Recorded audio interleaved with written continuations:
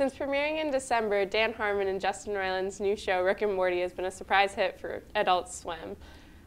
Just 6 episodes into their first season, they've already been picked up for a second season because of all their success. So, Jason, why do you think Rick and Morty has been so successful? Well, I think it's it really benefits from having the strengths that Dan Harmon brings to it and Justin Roiland.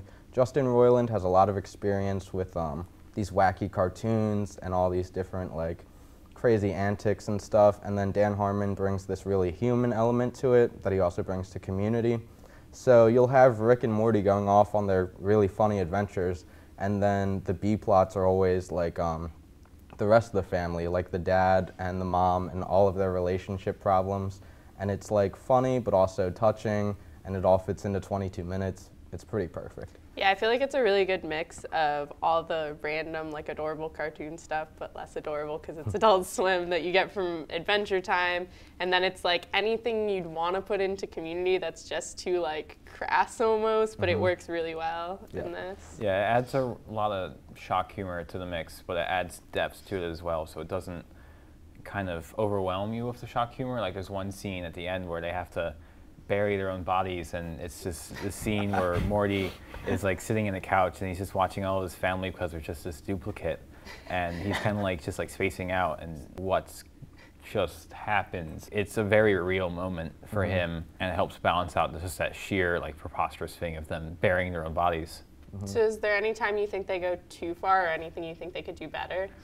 I think there's a couple places where it was a little I mean, it was definitely, a lot of the time it's over the edge, which is a good thing, but sometimes it's just wow, did that just happen? There's not enough joke sometimes with the shock humor, which I'm worried that as the season progresses, it comes back on hiatus and might just continue going with shock humor and not necessarily back it up with a good punchline. But there are some real gems so far in the first six episodes? 6 episodes. Yeah.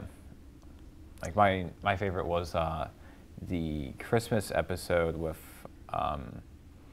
the homeless Santa, the Anatomy Park. Oh, the Anatomy Park. Yeah. That was a great one. My favorite as well. What was your favorite? That is my favorite. John Oliver is fantastic in it. He was so funny. Yeah.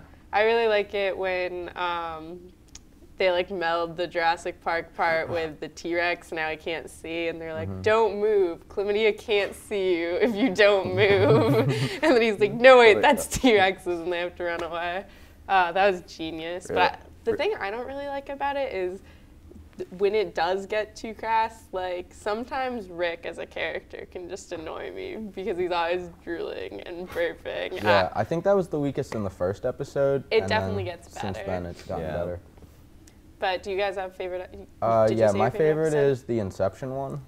I just really like it. Also because his dog has the same name as my dog, Snuffles.